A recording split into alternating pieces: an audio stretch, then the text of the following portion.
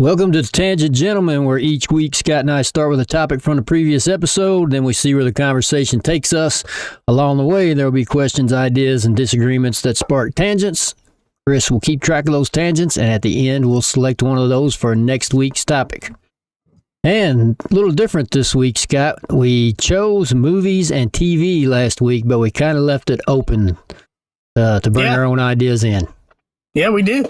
How are you doing? You having a good week?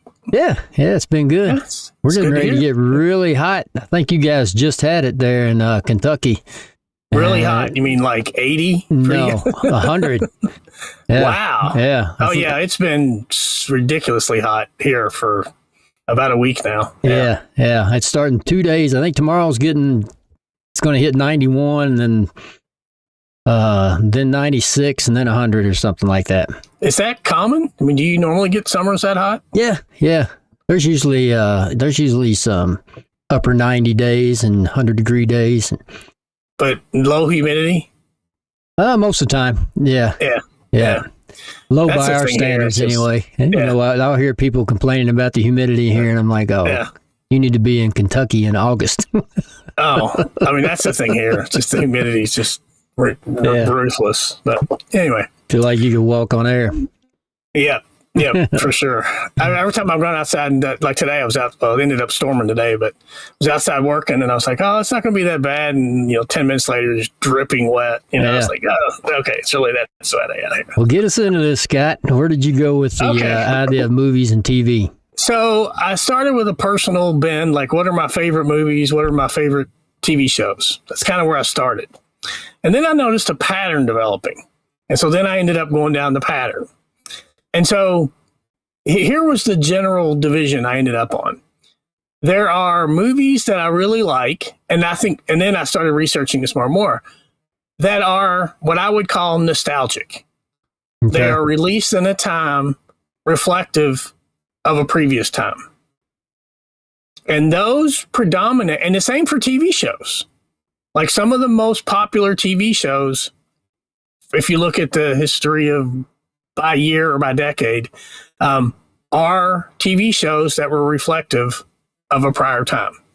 Just thought that was an interesting observation. I mean, and that was true for me too. I mean, all three of if you ask me, what are your favorite movies? They represent an era. I don't know, I guess minimally. Well, no, one of them is consistent with when it was released, but the other ones are 20 to 50 years after the events. So is the time frame when you were a young person, a child, or a young adult, or what? Well, one of them, I mean, the three are Casablanca, which came out in the 40s, The Godfather, which came out in 72. Yeah. So I was 7.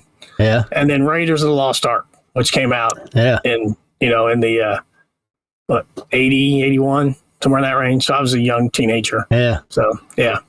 So, but they're all, I mean, Casablanca is consistent. It was released about the time when it was occurring. But the other two are definitely reflective of times before. So, yeah. Raiders of the Lost Ark. Those are fun movies. Oh, yeah. The entire series.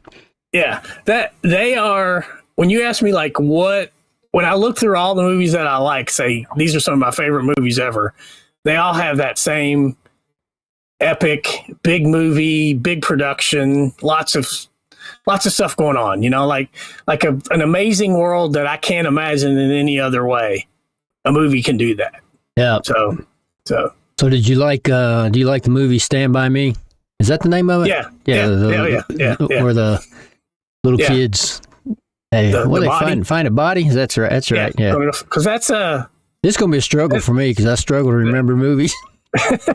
Well, it's all right. That is actually, this will be worse for you. That is actually based on I guess it's officially a novella. It's written by Stephen King. Called The Body. Okay. And it's that story about kids, it's a lot of things, right? I mean, that is a great, now you bring that, I didn't even think about that one till just now. Yeah. That is a great movie. Yeah. Yeah, I kind of the reason that made me think of that when you were talking nostalgia, kind of you feel like watching that movie like you did when you were with all your buddies when you were that age. Oh yeah, you're 10. Yeah. And then that one, I mean, Chris talked about quotes. I think one of my favorite quotes from that movie was like, of course, Mighty Mouse could beat up Superman. Of course. Like, that is the kind of conversations you had when you were 11. All right. So speaking of that, how do you like all these Marvel movies? I've grown tired of them. Man, that's been worn out. Yeah, I mean they were fun, but gosh, it's like how many can we see? It just, and I felt like there's this whole thing about movies and TVs that I'm really starting to get annoyed. As much as I like movies and TV and talking about movies and TVs, I'm just really annoyed with this. As I say this as we're doing our podcast, this whole culture of podcasting experts, talking about movies and what they mean. And I felt like Marvel movies a lot of them were made with that audience in mind. Like all these subtle throwbacks that unless you are fully into all the details of the Marvel movie and, oh, that person said this or they wore this because that's a reference to so-and-so who did this. And a lot of it was obviously based on the comic books. And so it was a reference to the comic books. I mean, we have a mutual friend, Brian Quillen, who loves Marvel comics, and he knew chapter and verse what these people were going to be like before the movies ever came out. Yeah, and these people I never even heard of, like the whole Guardians of the Galaxy, which I thought those were really fun. I didn't realize that was a whole series of Marvel, of comic books. Yeah. So, no, I didn't either. Yeah, I like that movie, and that I guess because they're the same character throughout all the movies, right? Characters, yeah. So, you gotta kind of know the background and know the character. Yeah, I don't know. Those were not, with the exception of Star Wars, those types of movies. I actually made a category of movies and TV shows that I called fantastical. Just sort of that kind of fantasy, fictional world type things. Yeah. Star Wars, right? Star Wars would be in that category. Yeah. So let me see what else is that. Star Wars. Actually, Game of Thrones. I thought Game of Thrones was a TV show was like that. Yeah. What got me thinking about that was how do I categorize the show The Twilight Zone? Because that was one of my favorite TV shows as a kid. Yeah. I always thought that was just so amazing, so creative. Yeah. But I don't really know how do you categorize that? It wasn't really scary. Yeah. I guess a modern day version would be Black Mirror. Yeah, right. Yeah, right. Just kind of eerie, I guess. Yeah. Sort of a strange world. And sometimes they were really, just like Black Mirror, really hard hitting on the social commentary. And then sometimes they were very ironic and just kind of sad the way that they would turn out in both cases, So you talking to bringing up Twilight Zone made me remember just now I think I don't know if it was called Trilogy, if that was the name of it, but I remember one of the stories.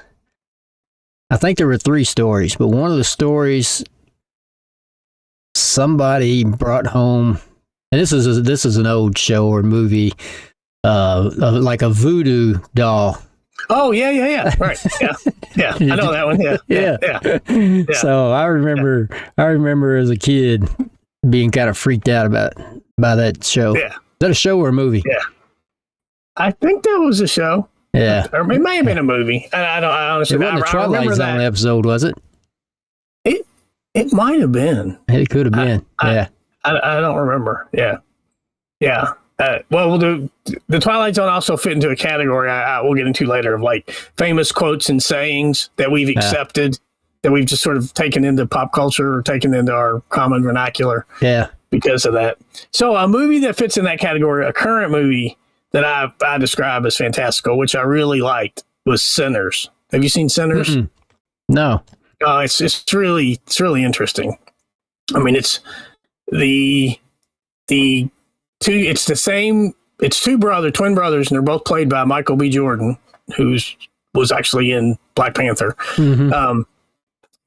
And they are these guys that own. They were in. You don't know exactly if they worked for Al Capone, but they came back from Chicago to rural Mississippi to open this club, this kind of juke joint club.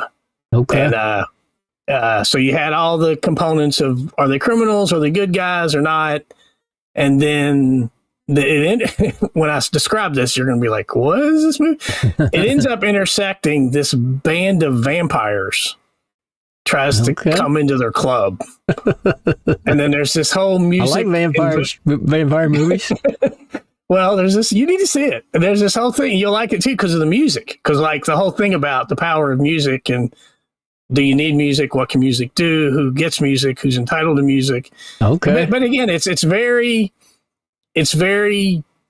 fantastical, like lots of crazy, weird, all kinds of wild things happening. And it's kind of an allegory about black people in the South and white people in the South and who has power and who deserves, and who are good people versus who are bad people. And it's an amazing thing because it's everything a movie can do. It's just like this big story with lots of really interesting visuals. And it's just, I don't know. It's when I saw it, I thought, this is why I like movies, because a movie can do this. Yeah, I like to watch that. So, yeah, it's real. I really liked it. I've seen it. I've watched it several times. It's really. So we obviously have way more content now when it comes to movie shows and, you talk about television, but, you could put in just about any type of streaming platform in with that. But do you think that's been at the expense of quality, or do you think we're like in the prime of TV and movies and shows now? I don't know.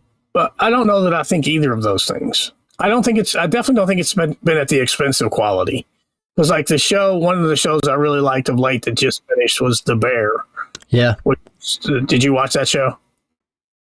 So we really enjoyed the first season, and we started the second season, and the first episode was so terrible that we didn't watch any more of it. Do you remember that episode?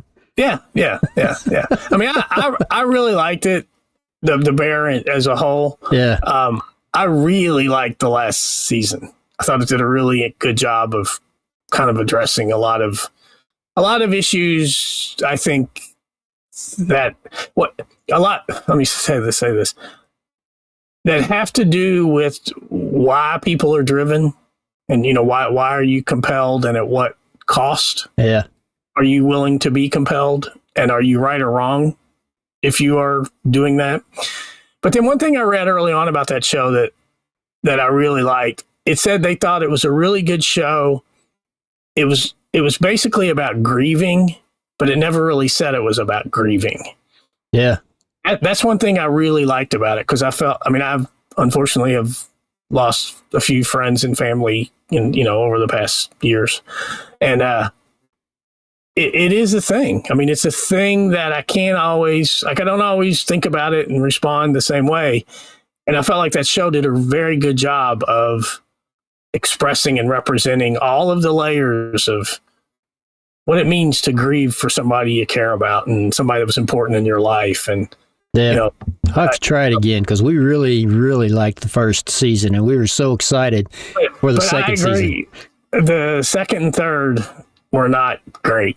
I mean, they weren't great. But to the point about quality TV, I think that's quality TV that was made. In a modern time. There's another show it was on HBO that just wrapped up called Hacks, which was about these two women.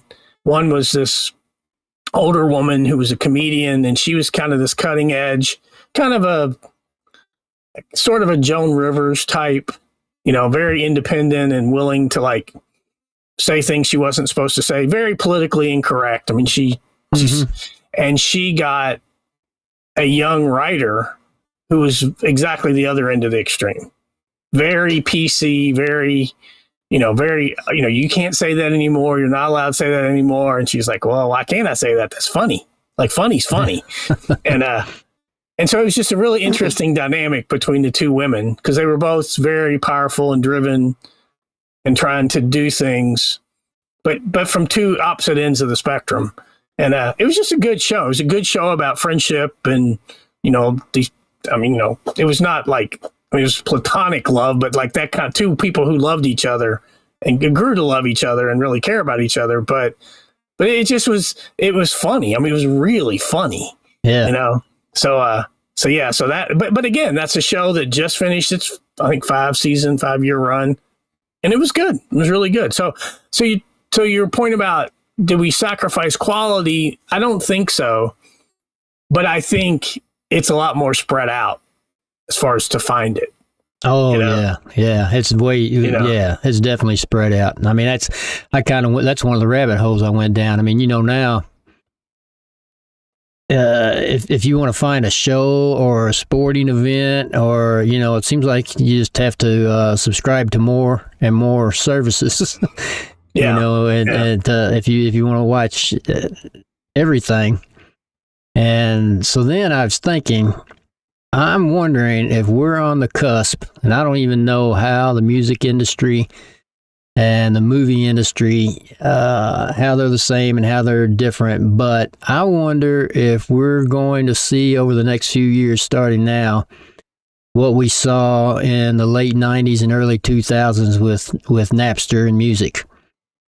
Because you now have these unauthorized streaming boxes that you can buy, and you get everything. You get Netflix, you get Paramount, and you get Disney, you get everything. You get all your sports channels. You get anything you want to watch. And I wonder if the movie and TV industry is going to have to adapt the same way the music industry had to adapt to Napster. Yeah. I don't know. It may.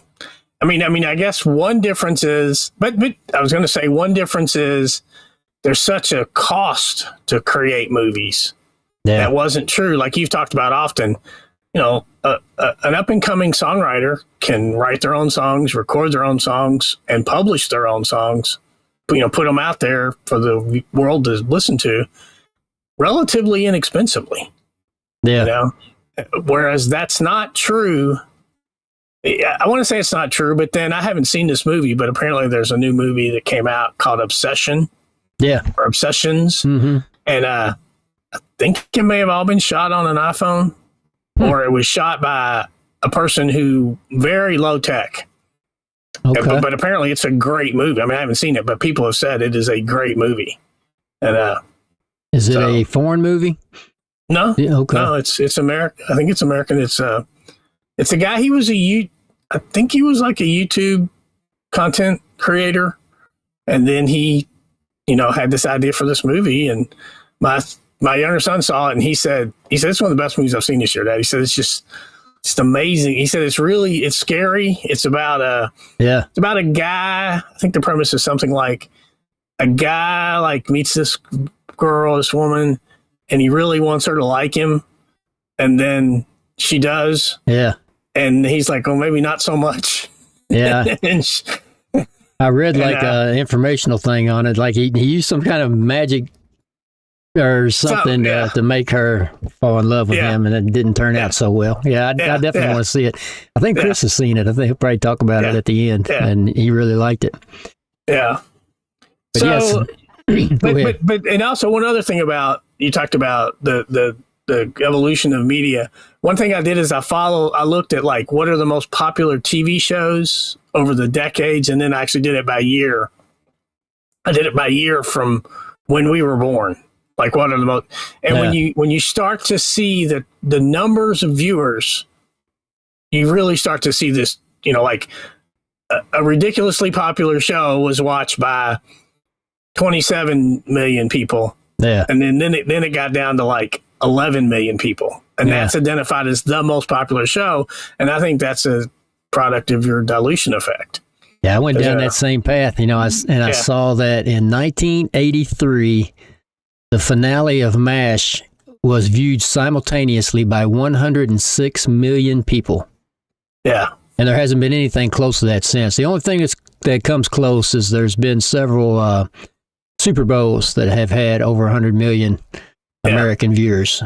Yeah. But, you know, that's that too, though. You know, when people were watching MASH, you know, it was on a certain night and everybody watched it at the same time and everybody knew it was coming on that night and everybody talked about it the next day. Yeah. You know, so I wonder, like, I wonder how much of that, you know, community feel or cultural things been lost with streaming when you can watch whenever you want. Because I think the next closest script, you know, it was the Game of Thrones finale, and it was like 19 million watched it the first night. You know, of course but they watched it that first night. I've noticed this, like that show Hacks. They did not release it all at once.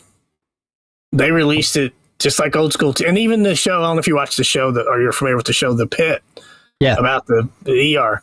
Or I'm not legally. You can't say. I've noticed. You know, they can't say ER. Oh yeah, because apparently one of the creators of The Pit is somehow affiliated with the creators of the television show ER, and there's like a lawsuit. Like, you know, you can't, and so they never call it the ER. They call it the emergency department, which I think is interesting. Yeah. But it's released week by week. It's not all released at once, you know. That's one of those shows that make me, I always wonder, why do we like to view things that we would never want to experience in real life? Like, why are we so entertained by a show that is based all about people's worst days in their lives and having to go to the pit? What is that? You know, you've heard me reference this person before. A good friend of mine was an ER doctor for 30 years, and I've said, "Do you watch The Pit?" And he's like, "No, why in the world would I watch that?" Yeah. He said, "I have no interest whatsoever in watching that." Yeah. And then I have another friend that's a doctor. She's a surgeon, and she said, "All the stuff on there is real. Like, I've seen all that stuff happen before, but never in one day." Yeah. Like, that's the part about it. So what is it about? Yeah, that's a good question. Because that's why I didn't watch Game of Thrones. I just make the conscious decision to not be entertained by those types of things. I just I could be easily, you know, but I just wonder sometimes why we want to watch things that if it was real life we'd be totally trying to avoid.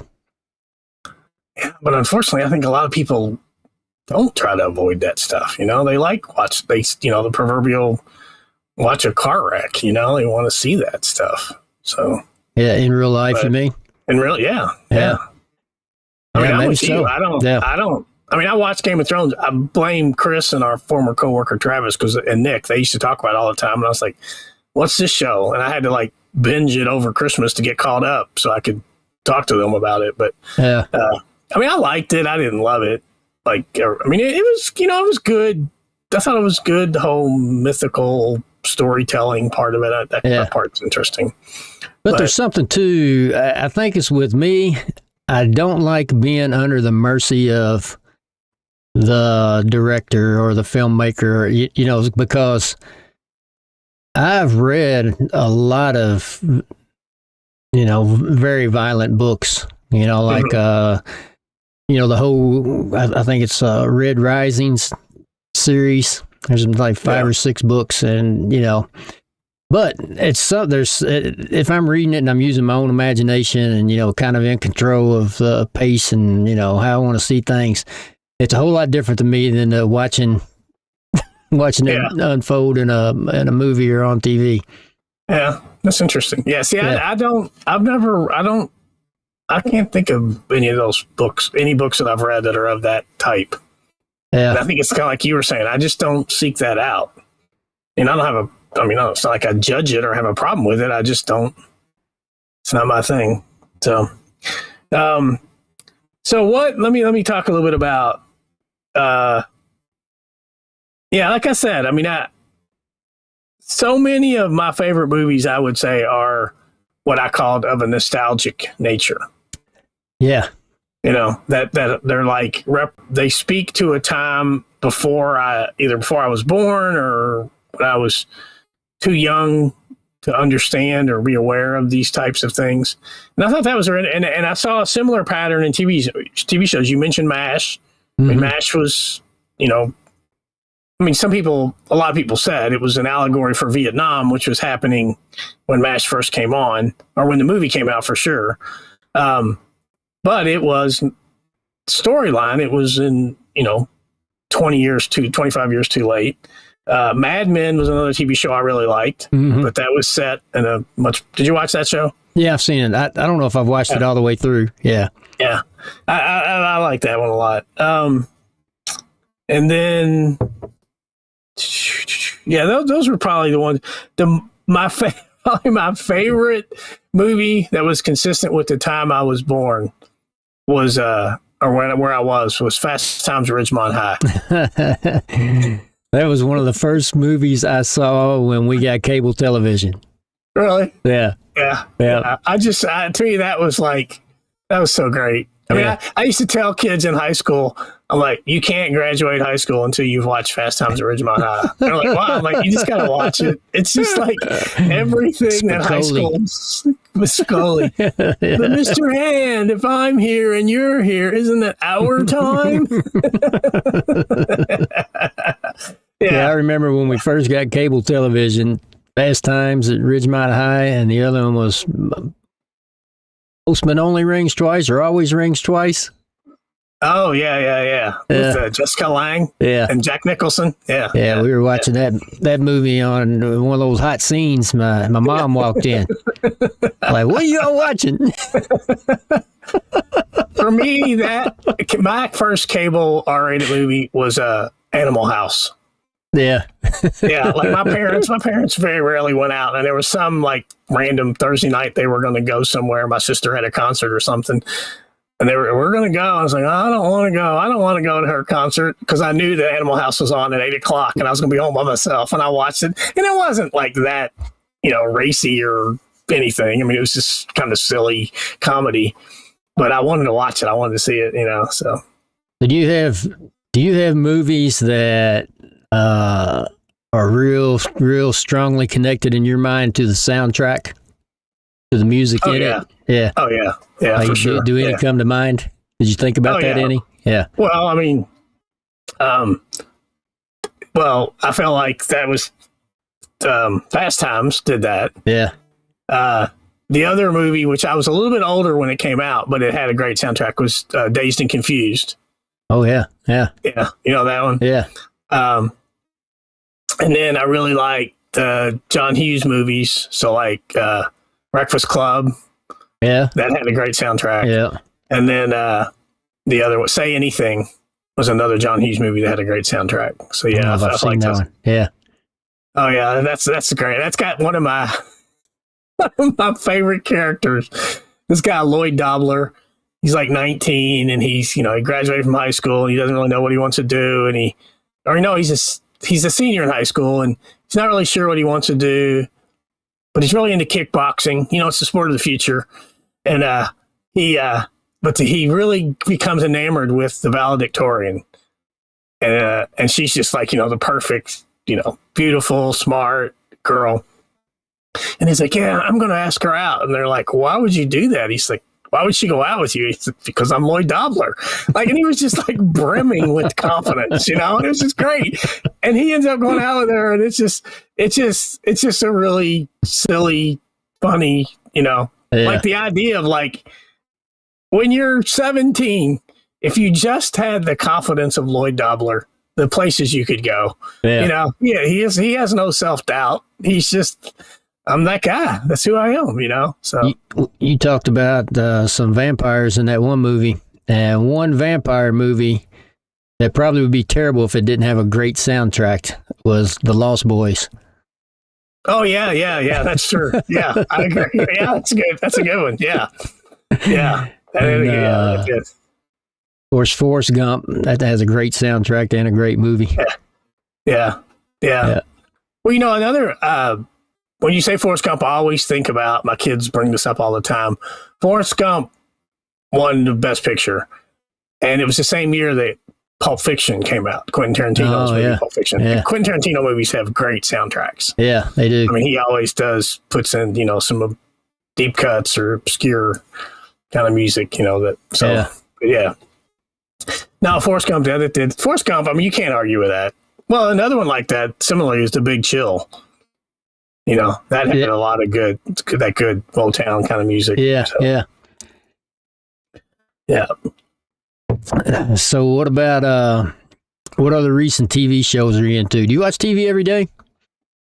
No, not every day. Yeah. Cindy and I watch probably just about every night. We'll sit down and watch a few shows. Yeah. I mean, we just finished. Well, we watched The Bear. Well, we just finished a show that was on Netflix called The Burrows, which was interesting. Talk about music. A friend of mine recommended it to me, and I was like, why did you? And it's about it's made by the same people that made Stranger Things. Did you ever watch that show? Yeah. The Duffer Brothers. But it's set in a retirement community. So it's got that same kind of eerie, mystical, there's something going on, we're not quite sure, but it's in this retirement community. And one of the main characters is a huge Bruce Springsteen fan. And that comes up, and a recurring storyline is his daughter wants his mom's her mom's copy of the album Born to Run. And that's kind of like a recurring storyline throughout the movie, or throughout the show.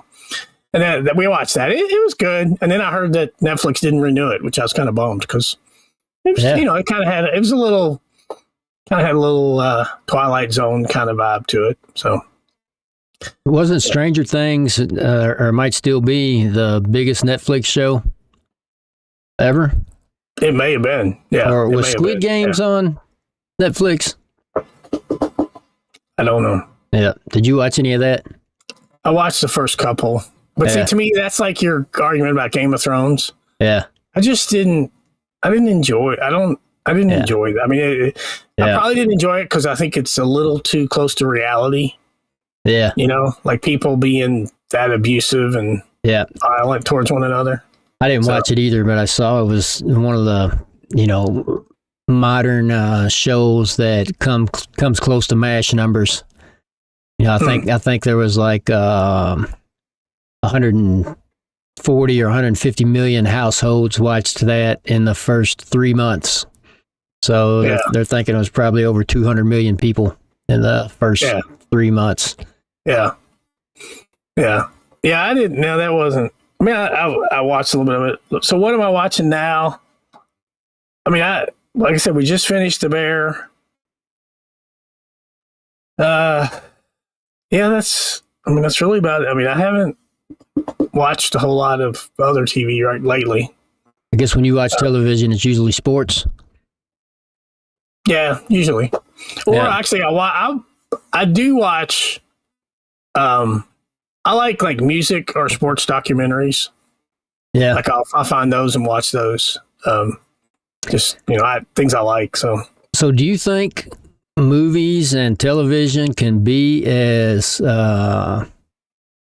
culturally relevant or influential now with in the age of streaming as it was when there were certain nights of shows on, everybody watched it the same night and talked about it the same day? I don't think traditional TV is, but I know that like my kids talk. I'm sure you hear from yours as well. Like the whole idea of memes and these idea of memes get created from these events, and everyone's talking about this meme, or they know it. You're watching a soccer game, and they show this person in the crowd or this player reacts a certain way, and they're like, "Oh, that's going to be a meme." Yeah, and then it becomes a meme. Yeah, that's true. Like, that's what that's what that is, right? Yeah, I mean, that's today's. Here's Johnny. Yeah, that's right. Exactly. That's today. Everybody's talking about this TV event. It just happened to be a TV event that was on YouTube, or it may be a sport event, or maybe, but I think it is that, because I think there's just something in our cultural awareness of people whether it's they want to gatekeep, but they want to be in the know. Yeah. You know, they want to know what's going on, and they want to be one of the first people to know about a thing.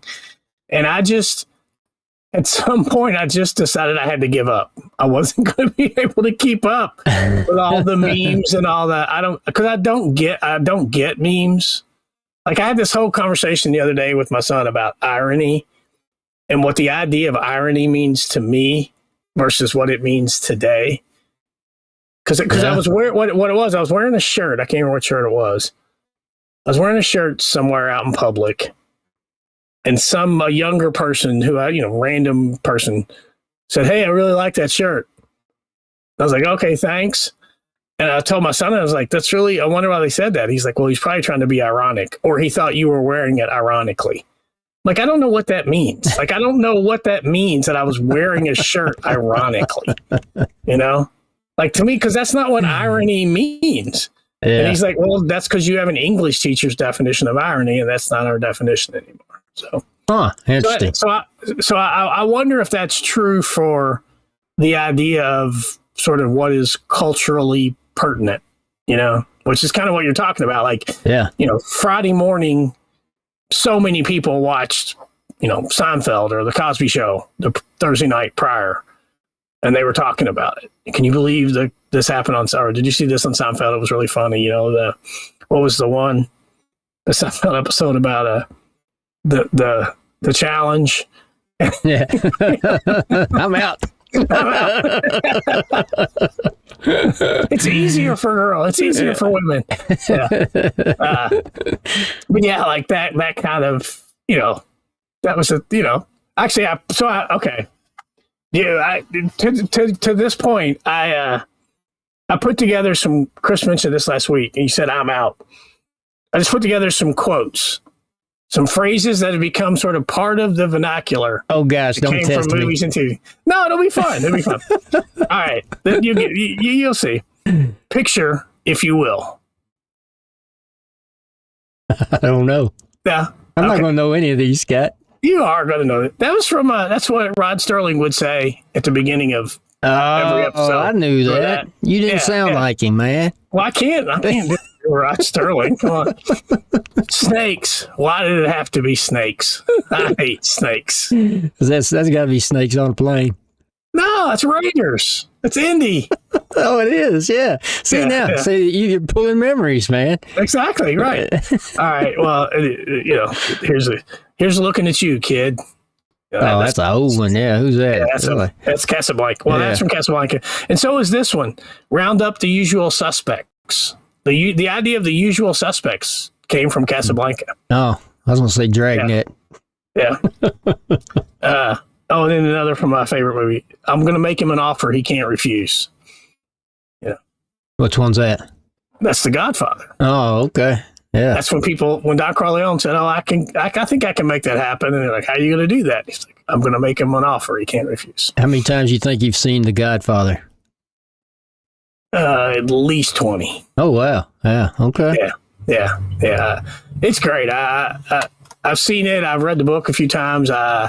There's a great documentary called The Offer, which is about, it's not a documentary, it's a show, just a regular show, but it's all about the making of it, like how the people behind the scenes, like what they had to do to get it done, and the people that were instrumental. Because one of the big issues was the Italian American community was vehemently opposed to that movie being made because they thought it portrayed Italian American, as gangsters and criminals. And there was just this whole political movement and what they had to do to smooth over that. Did you like The Sopranos? I did. Yeah, that was one of my, I like that show. Again, music, man. The music in The Sopranos was fantastic. I mean, they did such a great job of incorporating music, I thought, in The Sopranos. So, well, what year was the last of The Sopranos? Do you know? Probably the early 90s, I'm guessing. Yeah. I had to guess. Yeah. Yeah, I know it's been a while. I haven't seen it. You've never seen it? So here's a good, curious fact. One of Tony Soprano's main henchmen, like one of his mob bosses, or capos, or whatever they were called, is Steve Van Zandt. It's played by the actor or the guy Steve Van Zandt, who is Bruce Springsteen's guitar player. Yeah. He had never acted in anything before. So how did that happen? Do you know? Well, depends on who you want to believe. He claims in his biography that David Chase, the guy that wrote The Sopranos, wrote the character of Tony Soprano for him, like a classic New Jersey guy. And when he went to audition for the part, James Gandolfini, who ended up playing Tony Soprano, auditioned, and he told David Chase, "That's Tony Soprano. That's the guy you want to be Tony Soprano." And so then cycle back, David Chase then said, "Well, let me write another character for you." But I don't know if that's true or not. But that's what Steve says. Steve tells, he tells a lot of stories. I don't know if that's true. All right, so let's see another. So these are just some things I think that have become part of our vernacular. I'm not really trying to quiz you, and I'll try to do this one in the best language in which it was given. Well, all right.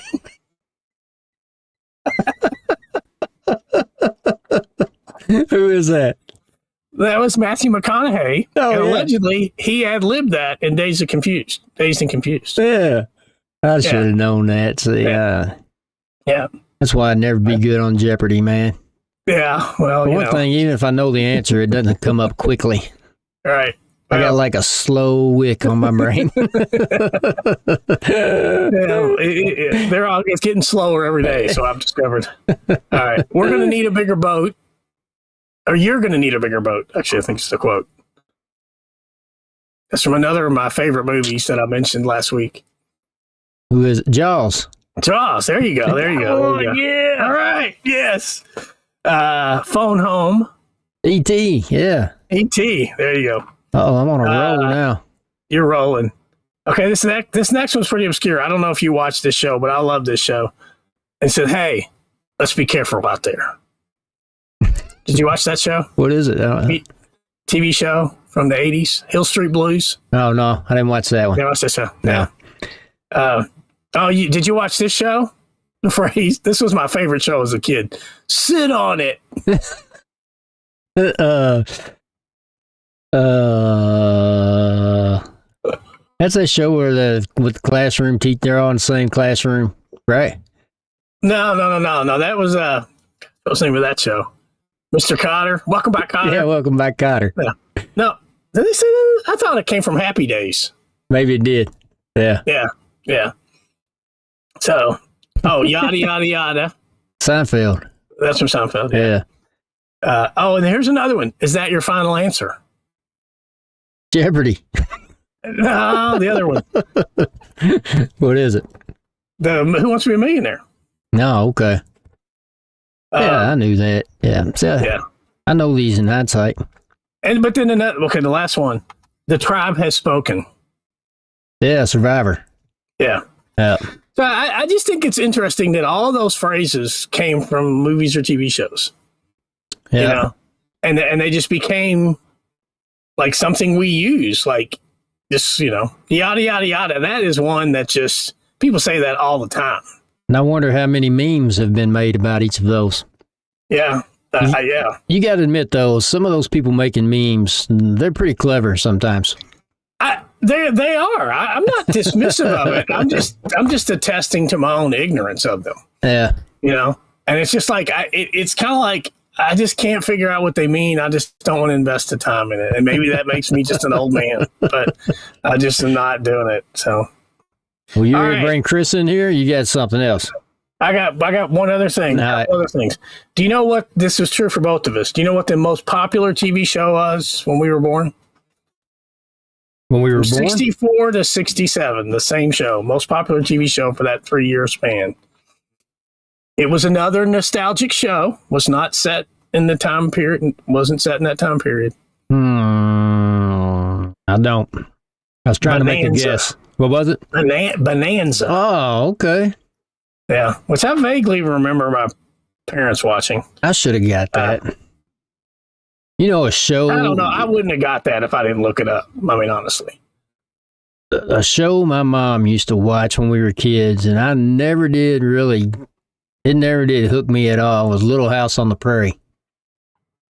Yeah, it seems like my sister liked that show. She watched that, and she watched I think that and the Waltons were on back to back, and man, she had the television during that time, and we were like, "Yeah, is this going to be over?" Yeah, I know my older sister liked the Waltons. I think my older sister liked the Waltons, and my younger sister liked the Little House on Us. Good night, John Boy. Good night, John Boy. Yeah. Good night, Mary Ellen. I couldn't begin to name them all. So one other trend in TV that I thought was interesting. At 3 different times, 60 Minutes was the most popular show of the year. Oh, so yeah. I was trying to figure out, and it ran show. like 79, 82, and 91. It was the most popular. And I just thought, was there some event? What was the years again? 79? 79 to 80, 82 to 83, and then 91 to 94. Huh. Yeah. 60 Minutes. So, which I don't know if that corresponds to anything in event. You know what? We could use a social studies teacher. He could probably tell us. Do we know one? That would be, that used to be on at the Weston household, 60 Minutes. Yeah, let's bring Chris in. I'm sure Chris is probably dying. He's probably so full of movie and TV show quotes. Yeah. I bet he could just rattle about 10 off right off the bat. Yes, I'm sure he can. Maybe he can fill in some details on why 60 Minutes was popular. Do you like scary movies? Do you like horror movies? I like scary movies, but I don't like graphically horror, you know? You know what I mean? Like, I love Alfred Hitchcock, but I don't like gore and that kind of stuff. So, where'd you go, Chris? Well, all we see is your selfie. There he is. He's double micing it tonight, but he has no microphone on. He disappeared again. He's having technical difficulties. I saw he had 2 microphones on his stand. I don't know. What, is he back all of a sudden? You got 2 turntables and a microphone over there? I don't know what he's doing. We might have to grade the movie industry on our own. Are you here, Chris? No, you're not. I talked to him. We talked to him earlier, so we know his microphones work. Yeah. I mean, I don't think, I'm not one of these old people that says, oh, the movies are dead or TV's not as good as it used to be. I think it's just a different version, you know, and I don't know enough to know like what's happening on YouTube. I know you said like your daughter pretty much only watches YouTube. I have friends that have younger children and they're like, yeah, they pretty much only watch YouTube. They don't watch TV shows. So I wonder if that's the case for most people. You know, my grandson is 2.5 years old, and whenever it's time for him to sit down and start winding down and watch a show, it's usually on YouTube, you know, cartoon or a movie. Guys. There he is. What's up, Chris? How's it going, guys? Good, man. You guys were so focused. Gosh, it makes my job too hard. I will say this. 60 Minutes, if you look at, because I used to check the ratings because I wanted my shows to be in the top 15. So I would check them every week, like certain part of the newspaper when I was a kid. And 60 Minutes was in the top 10 my entire life. So I don't know why. I guess old people really like 60 Minutes, but you know, there's not enough investigative journalism going on these days. So you think? I always theorized it was just people left their TVs on after football. They did have the best feed, didn't they? They were right into it.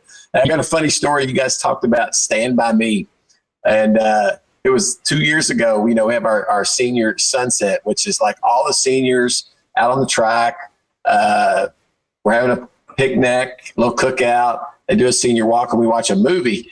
And for whatever reason, we thought Stand By Me, that's a great movie. Let's throw that in. So we have it cranked up, and you know I'm the audio video guy. So we have a huge screen, huge speakers. I mean, you could probably hear the words all the way at the Dairy Queen up the street, guys. And, were you on the football field? Here you go. Stand By Me drops 11 F-bombs, says the P word 24 times, and has 33 S-bombs. And when at one time, I don't want to say the P word, I don't want to offend an old lady that might be listening, but it was said 15 straight times in a row when he's calling his friend that over and over and over and over, and it's just getting blared throughout the community. But what a great movie! It's a great movie. It is a great movie. It is. It's a good movie. Do you think Mighty Mouse could beat up Superman? What do you? There's so many good lines in that. And man, the actors in that are just, there's some, you're talking about some great actors. Amazing movie. Yeah. I think Stephen King's on record as saying that's one of his favorite movie versions of one of his writings was Stand By Me. But hey, I'm with you on Weapons is great. Brad, you need to see it. But boys, if you guys need to go see Obsession in the theater, here's just a few facts on Obsession that I looked up. Let's see. It cost $750,000 to make. Oh, wow. And it's well over $100 million. The guy's name is Curry Baker. So what he did, he has a YouTube stream that he was doing little shorts on. Now that's the part he was doing with the iPhone. I don't think the movie was filmed with the iPhone, but I think a lot of his shorts were filmed with an iPhone with just a couple of actors. But he made a following, and maybe this is the way the new movies are made. But that movie, I'm telling you, is a really good movie. It's just you'll enjoy the acting, and it's kind of like cheesy with let's make a wish, and then this happens, like you've seen that before. But it's okay, you won't mind it at all because it's just so entertaining. One of the questions I have for you guys listening is like we talked about Game of Thrones and watching something every week, right? And then you would gather around that water cooler.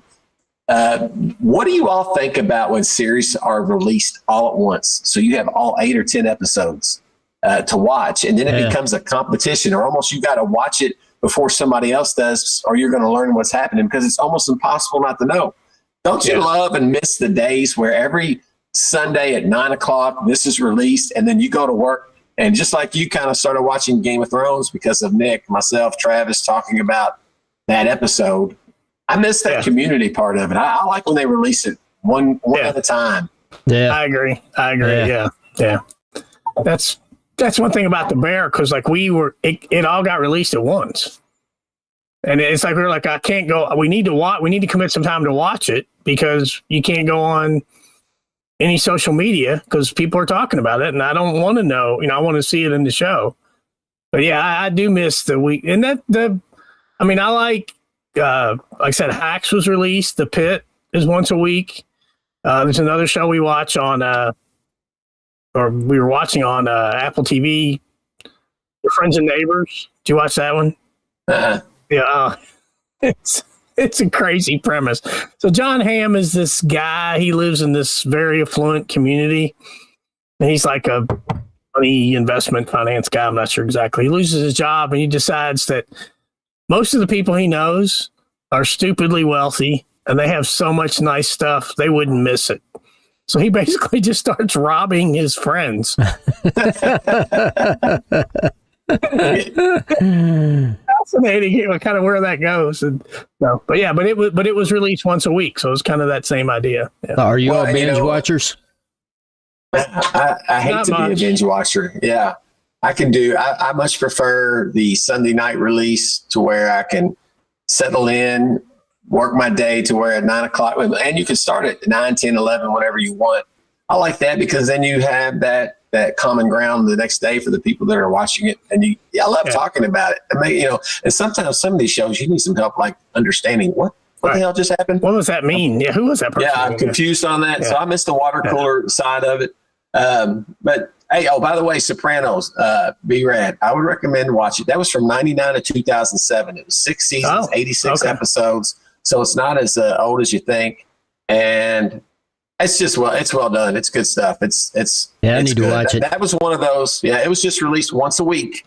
Yeah. You got to watch the next episode, and it dominated the talk of, wherever your water cooler was, or even media. Yeah. It might be bad for me if it's really good, because if I'm watching a good show, I can watch episode after episode after episode. Yeah. Well, that's good. How it happens. Yeah. I wonder how it's going to be because, this is my last, I go back to work on Monday for my first day of work forever, hopefully. But, well, no, hopefully it's happening. But I was watching a documentary on American history, and it got to the Guadalcanal Canal. And it ended up thinking, I found out, watched the first 3 episodes of The Pacific that HBO put out 1 week at a time about 12, 13 years ago. And I watched it, and man, it was a pretty good depiction to watch after you just heard the actual black and white history of it. So I'm a sucker for a little binge watching. I watched 3 episodes today. That's about 2 hours and 45 minutes. But hey, it is what it is. I'm on vacation. Yeah. We watched 3 episodes of a show last night, and we both were like, do we really want to watch the third? Well, let's just get through it. And it was kind of a grudge, grind to get through. And I thought, this is not what it's supposed to. It should be fun. We're supposed to enjoy it. The third episode is always 2 episodes is good. Third episode's like, I probably shouldn't have stayed up this late for that one. You always feel less guilty though when you're watching with your wife. You're like, you know what, this is good time together. We're gonna finish this up. We'll stay up a little later than we should, so I never mind that. Hey, one fact that I thought was interesting that I found out this week, and I think I knew this, we may even talk about it, but I've looked into it a little more. You notice there's not a lot of comedies that are released into the movie theaters as much as there used to be. There used to be a lot of comedies. Think about it. Yeah. Anchorman, on those kind of comedies, from Dumb and Dumber all the way through the 80s and 90s and early 2000s, Something About Mary. The reason there were so many comedies released is because a lot of their money was made on the backside with videos, VHS, DVD sales, and rentals. So that's really kind of dead. So you have a lot less movies released. Like there's your boy, what's his name? Will Ferrell. Will Ferrell. Yeah, so he does he has a golf movie coming out, like Hot Shot. I don't know what it's called, but it would obviously be released in the movie theater. But now it's coming straight to Netflix because they get the Netflix deals.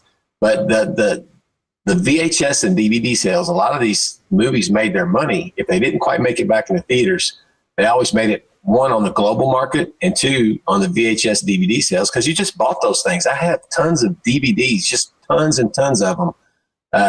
We really didn't get into that part of it either, where there were so many movies that are not streamed, and nobody will know about them in how many years if somebody just has a copy. But that's interesting because you guys did get into Napster and all that. I thought we were going to go into what about the movies that are not available. That's always going to be something that's interesting. But you guys were super focused tonight, but there's just so many things. What do you, hey, Scott? So you had 11 questions, I think, on your quiz. How many do you think I got? The quotes? Yeah. Oh, I bet you got them all. I missed the Rod Sterling. You got me on that. The rest of them, yeah. So I was 10 out of 11 if I kept up right. But I knew it. Yeah. I did. Well, you started the idea last week. You were like movie quotes. And I was like, okay, what are some things that are part of our vernacular that came from movies? Like, to me, the one that I love is The Usual Suspects. Like when he says round up the usual suspects. So much so that became the title of another movie. Yeah. You know. So if you guys were going to play, you're going to play a character. Tell me which one of these you'd rather be. Would you rather play a character like a Vito Corleone, Corleone, Forrest Gump? That'd be a little bit easier. The Doc Holliday from Tombstone. Got to be the Tombstone. Oh, that's a great character. Yeah. The dude from The Big Lebowski. Well, let's go with Rocky Balboa from the first Rocky. So what's the question if we wanted to play one of those? Which one of those characters would be the most fun to play if you were playing in a movie? Well, Doc Holliday was pretty cool, but I don't think I'd want to have TB. Well, you just be acting. I think I'd like to be the dude. Yeah. I think I'd like to be the dude. My son Brian just saw The Big Lebowski last week, and he thought he thought he discovered gold. He's like, "Do you know this movie, Dad? It's unbelievable." I'm like, "It's hilarious." I know. Are you kidding me? What about Indiana Jones? Yeah, that'd be a good one. That'd be fun. I actually scratched that one out. I was like, yeah, that would be fun. Just the action hero guy. Yeah. I think Vito, the Godfather, man, you kind of play that with your kids, the quiet, just slow pace. Here's what's going to happen type guy. But the dude, yeah, man, who couldn't be the dude?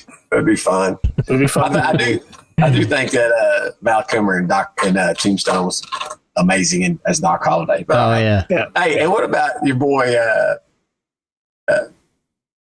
It was in Sling Blade. I'm Billy Bob Thornton. No, yeah. No. Not Billy Bob Thornton. Dwight Yoakam. Oh, Dwight. Oh, yeah. No doubt. Yeah.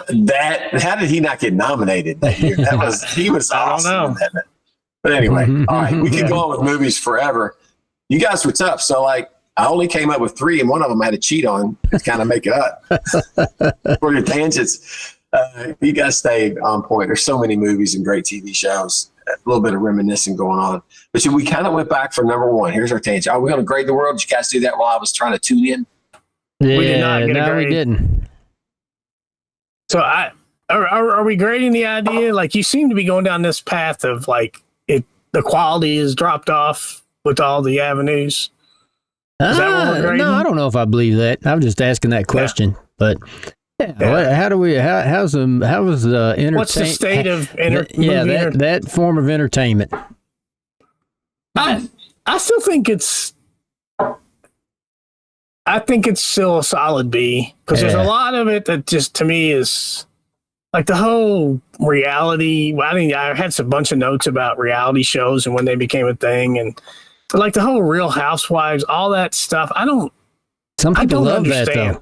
They do, but I don't think that's contributing to the quality of TV. Yeah, agree. And maybe that makes me an old man, but I just don't. And it's not just that. I mean, something for everybody. I used to love, I love to cook. So I used to love the Food Network. But when's the last time they actually taught you how to cook anything? Everything's just a competition. Everything's a competition show. And to me, I feel like we've gone too far down that path. I watched Master Chef last night, and you know how the first lady got kicked out? A Band-Aid came off her finger and was in the food that the judges ate. I would have watched that episode. I'm on that. Yeah, I want to say I think it's good. I'm gonna say B also, B plus. I'm gonna give it a B plus even. I think it's good. There's something out there for everybody. If somebody wants to watch The Bachelorette, watch it. Yeah. Well, I think Brad, I think you said that what you got is there's a lot more options. So there's enough pickings that's still good to find your entertainment. The one thing I missed, and I'll say this as to explain why I'm not giving it an A, is that what I loved were the days where there were so many movies coming out every week that you really couldn't see them all. Yeah. And what that gave you was an anticipation and excitement to one day rent those, watch them at home with the family or by yourself or whatever. And so not only, because I love the movies, I go to the movie. Kate and I still go to the movies quite often, but that's gone now. Like, you can get on streaming right now and try to watch a movie that was out at the box office. There's none out there really that you haven't already seen or that are worth seeing, because there's just so many more. There's so fewer movies that are released on a weekly basis at the movie theaters. So I saw a stat on that, and I hope I can remember the numbers. So I know I'm going to be close, but in 1980, 200 to 300 movies. Is this right? 200 to 300 movies a year were released in the theater. At least. Yep. And then today it's about, it was like 780 to 1,000 movies a year. I don't believe that. Like Fast Times at Ridgemont High would never be released in the movies anymore. That would go straight to Netflix. Yeah. Maybe, Now there might be a lot more released, opened up that you can watch. I agree with that. Like from Hulu to Peacock to Netflix to Amazon Prime, there's so many movies.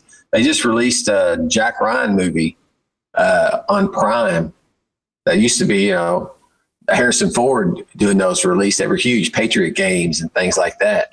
Now it's just released on Prime to watch if you have Prime. I mean, it's just different. It's old man on the lawn again type stuff. Yeah. It's probably more us transitioning into what it is today. But it does give you movies like Obsession, which if you're not doing anything tomorrow, go see it before it's out of the theaters. 2025, 602 theatrical releases. What was it, an 80? Or at least I'd say 90 was your primo time. Let's see. What about 1990? Let's see what we got here. 224. Almost 3 times as much. Interesting. Yeah. Yeah.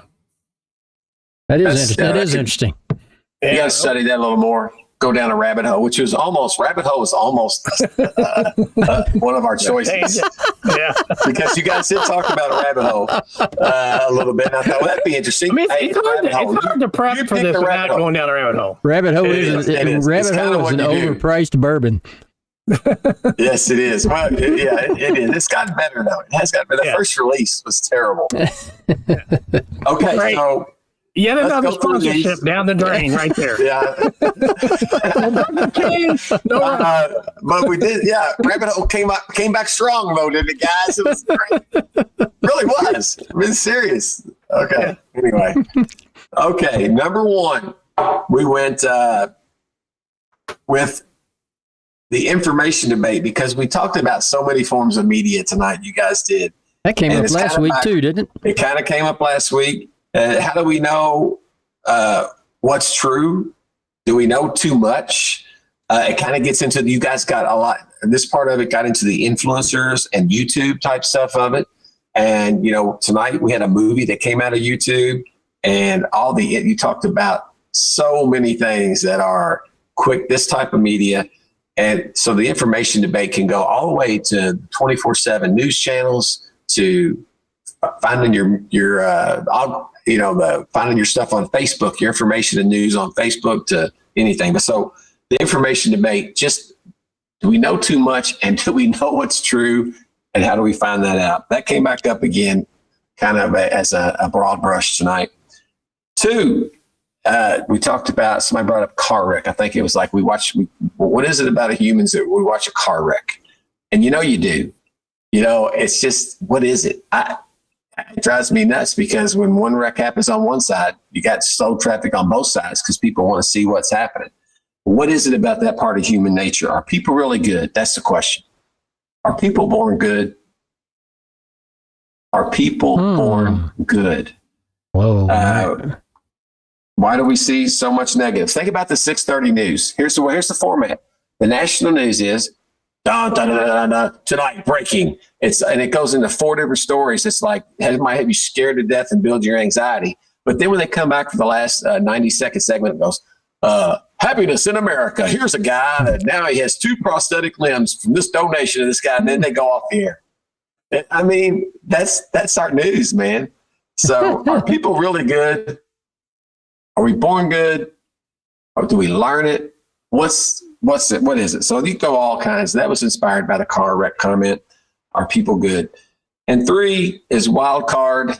I don't know. We didn't really get into, barely mentioned a little bit about this, but there's enough to kind of go back to look at what greed was last year or a wild card. So you want to bring something back. You don't like the first 2. What was the third one? I missed it.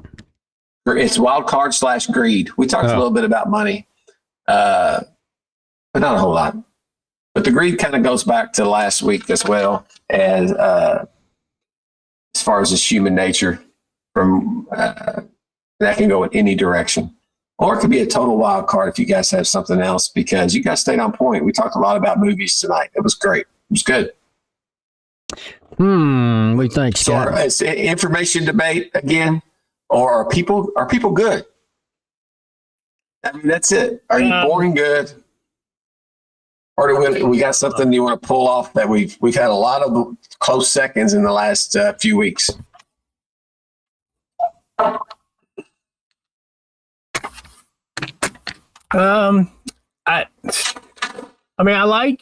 think I could go places with the information debate with the idea of how do we know what we know or what we think we know. Mm-hmm. I like that. I mean, but I could always go on the philosophical. Are people good? I mean, I'm actually 50-50. Yeah.